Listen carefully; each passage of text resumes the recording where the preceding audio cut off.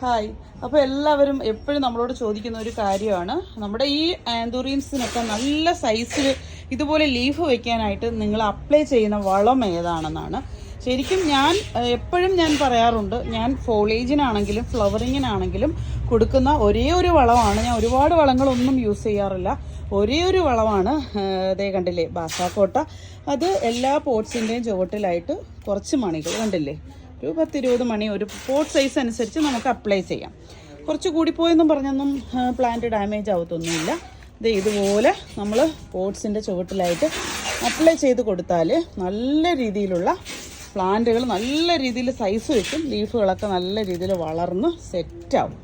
അപ്പം നമ്മുടെ ഗാർഡനിൽ ശരിക്കും ഇപ്പം ബാസാക്കോട്ട അവൈലബിൾ ആയിട്ടുണ്ട്. തീർച്ചയായിട്ടും നിങ്ങൾക്ക് ഇൻട്രസ്റ്റഡ് ആണെങ്കിൽ ഞങ്ങളെ വാട്സപ്പ് ത്രൂ തന്നെ കോണ്ടാക്റ്റ് ചെയ്യാം. കണ്ടില്ലേ, ഈ ലീഫുകളൊക്കെ ഇത്ര രീതിയിൽ ലെങ്ത് വെക്കുന്നതും നല്ല ഭംഗി